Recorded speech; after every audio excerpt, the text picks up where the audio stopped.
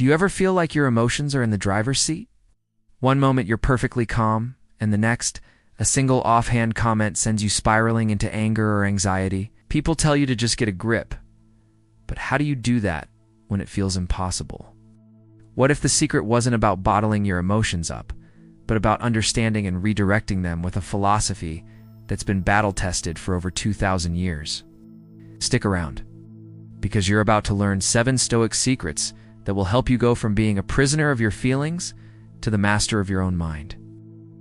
Let's be honest, our emotions can feel like these huge, uncontrollable storms. Anxiety can freeze us in our tracks, anger can make us say things we instantly regret, and sadness can just suck the life out of us. We're living in a world that is constantly poking at our feelings, leaving us feeling jumpy and powerless. But what if there's a better way to live?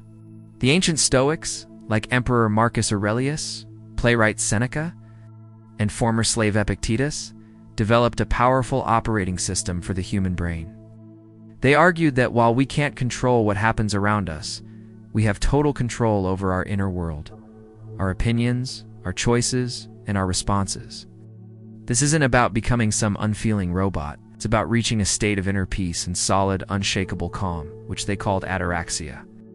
In this video, we're going to unpack 7 of their most powerful secrets to help you get a handle on your emotions and get your inner peace back. All right, the first and most fundamental secret is what the Stoics call the dichotomy of control. It's a beautifully simple idea that will change your life. Some things are up to us, and some things aren't. The philosopher Epictetus, who started life as a slave and became a legendary teacher, laid it out perfectly. He said the things in our control are our opinions, our motivations, our desires. Basically, anything that is our own action. What's not in our control? Our bodies, our property, our reputation, what other people do, pretty much everything else. Most of our emotional pain, the anxiety, the frustration, the disappointment, comes from one simple mistake.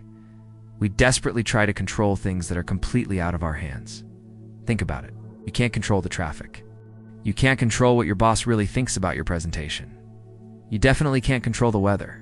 Worrying about these things is like yelling at the ocean. It's a complete waste of energy and a guaranteed recipe for misery. So, the Stoic solution is to laser focus your energy on what's actually yours. Your thoughts, your judgments, and your actions. Let's say you're stuck in a massive traffic jam and you're going to be late. The traffic uncontrollable. Getting angry won't magically make the cars move. The controllable part is how you choose to respond. You can sit there fuming, laying on the horn, and letting stress eat you alive. Or you can accept it, take a few deep breaths, and use the time to listen to a podcast, or just enjoy a rare moment of quiet. By consciously separating what you can and cannot control, you stop being a victim of your circumstances and start being the architect of your own experience. Ever snapped at someone and regretted it the second the words left your mouth? That flash of anger felt instant, almost like a reflex, right? So the Stoics had a name for that, a first movement. It's that initial gut reaction. Your chest tightens, your face gets hot. But here's the secret. That's not an emotion yet. The philosopher Seneca pointed out that a full-blown emotion like anger only truly forms when we give in to that impulse and add a judgment to it. So, secret number 2 is to create a little space between that trigger and your response. When you feel that first spark of anger or anxiety, don't just react. Pause. Breathe. This tiny buffer gives your rational mind a chance to step in and look at what's really going on. The Emperor Marcus Aurelius constantly reminded himself to see things for what they are. Without all the dramatic emotional labels we add on, here's how you do it. Someone cuts you off in traffic. The first movement is that jolt of irritation. Instead of immediately hitting the horn and yelling, you pause. Then you dissect the impression. What actually happened? A car changed lanes in front of you. That's the objective fact. The judgment you might tack on is, that disrespectful jerk tried to kill me. That judgment is the fuel for your rage. Instead, you can choose a different story. Maybe they're rushing to the hospital. Maybe they're just having a terrible day. Or maybe they just messed up like we all do. By refusing to immediately buy into your first negative judgment, you starve the emotion before it can hijack your brain. As Seneca said, the greatest remedy for anger is delay. Our emotions often feel like they are us. When we're sad, we say, I am sad. When we're angry, we say, I am angry. We fuse our identity with the feeling, which makes it almost impossible to break free. The third Stoic secret is to practice what we now call cognitive distancing, creating a space between you and your emotions. You are not your feelings. You are the one experiencing them. It's a huge difference. This isn't about being cold or detached. It's about getting perspective. Picture yourself standing on a riverbank, watching leaves float by. Those leaves are your thoughts and feelings. They appear, they hang around for a bit, and then they float away. You aren't the leaf getting tossed around in the current. You're the observer on the bank, watching it all go by. Marcus Aurelius wrote, "Choose not to be harmed, and you won't feel harmed. Don't feel harmed, and you haven't been." He's talking about cognitive distancing. An insult, for example, is just an external event. It can't actually harm your inner self unless you let your judgment define it as harmful. A super practical way to do this is to just change your language. Instead of saying, I am angry, try saying, I notice that the feeling of anger is arising in me. This tiny shift in wording creates a powerful separation. It changes you from being a victim of the emotion to being an observer of it. And once you're observing it, you can get curious. Where did this come from? What story am I telling myself? This mental step back keeps you from getting swept away and lets you respond with your head, not your gut. This next one might sound a little weird in our culture of toxic positivity, but it's one of the most powerful tools in the Stoic toolkit. It's called Premeditatio Malorum, which basically means the premeditation of bad stuff. The idea is to spend a little time each morning actively imagining things that could go wrong. You might visualize losing your job, having a tough conversation, or even facing a major loss. Now hold on. This isn't about sinking into a pit of anxiety. It's the exact opposite. The goal is twofold. First, it vaccinates you against shock. Seneca put it, he robs present ills of their power who has perceived their coming beforehand. If you've already mentally walked through a worst-case scenario, you're way less likely to panic if something like it actually happens. You've already thought about how you could respond with courage and resilience. Second, it makes you incredibly grateful for what you have right now.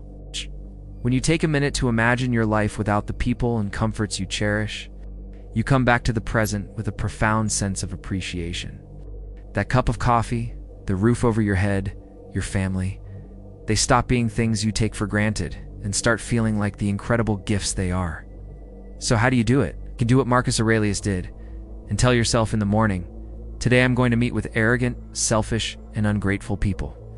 By expecting to run into difficult people, you're preparing your mind not to be thrown off by them. For a big presentation, visualize the projector failing and calmly think about how you'd handle it. This practice transforms your fear of the unknown into quiet confidence. You're ready. If these ancient secrets are clicking for you, do me a favor and hit that subscribe button.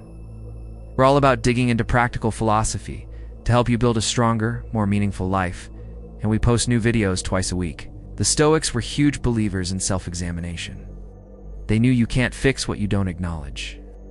So, secret number 5 is to start a daily reflection practice, and the best way to do it is with a journal. This isn't a Dear Diary list of what you did. It's a tough, honest audit of your mind. At the end of each day, Seneca would ask himself questions like, what bad habit did I work on today? What fault did I resist? How am I a better person? The point isn't to beat yourself up, it's to build self-awareness. It's about looking back at your day and pinpointing the moments where your emotions got the best of you. When did you lose your cool? What triggered your anxiety? When you write this stuff down, you start seeing patterns. You might realize you always get cranky when you're hungry, or that a certain type of comment always hits your insecurity button. Once you see the triggers, you can start dealing with them proactively. Your journal becomes your personal gym for emotional resilience. Then, the next morning, you can use your journal to set your intentions. Based on what you learned last night, maybe you decide today's focus is on being more patient. This daily cycle of reflection and intention is how you make real, lasting change. You're no longer just drifting through life, being pushed around by your feelings. You're actively training your character one day at a time. Life is going to throw obstacles at you. It's a guarantee. Projects will fail. Relationships will end. Plans will fall apart. Our gut reaction is to see these things as purely bad. We get frustrated. We feel defeated. The 6th Stoic secret flips that on its head. Every obstacle is an opportunity to practice virtue. This whole idea is summed up in the powerful phrase, "The obstacle is the way." Marcus Aurelius said it best, "The impediment to action advances action. What stands in the way becomes the way." For a Stoic, a tough situation isn't a roadblock. It's a chance to show courage or patience or wisdom. Your flight gets canceled. Great, an opportunity to practice patience and think on your feet. You get unfair criticism at work? Fantastic. An opportunity to show grace instead of anger. This mindset shift is incredibly empowering. It means that nothing that happens can ever be truly bad for you, because you can use anything as fuel for your own growth. You become like a fire that takes whatever is thrown into it, logs, sticks, obstacles, and burns even brighter because of them. Think about a huge challenge you've overcome. At the time it probably felt awful. Looking back, you probably realize it made you stronger or more capable. The Stoics just do that in real time. They don't wait 5 years to find the lesson. They look for the opportunity inside the obstacle as it's happening. When you do this, you turn every source of stress into a workout for your soul. Anger is one of the most useless and corrosive emotions. It destroys our judgment, wrecks our relationships, and as Seneca noted, it often hurts us far more than the thing that made us angry in the first place. The final Stoic secret, especially for dealing with anger, is not to fight it head-on, but to dissolve it with its opposite: kindness, empathy, and understanding. Marcus Aurelius constantly reminded himself that we are social animals, built for cooperation, like a left hand and a right hand. To get angry at another person is to act against our very nature. His solution was to meet bad behavior, not with more bad behavior, but with compassion. He'd tell himself that the person who wronged him did it because they don't know any better. They're ignorant of what's truly good. In that case, they deserve pity, not your rage. When you feel that anger rising, instead of fixating on the offense, try to understand the person. Ask yourself this killer question from Marcus Aurelius: what fault of mine most nearly resembles the one I am about to criticize? This practice keeps you humble and reminds you that you're not perfect either. The best revenge, as Marcus famously said, is not to be like that. Returning anger with more anger just keeps the toxic cycle going.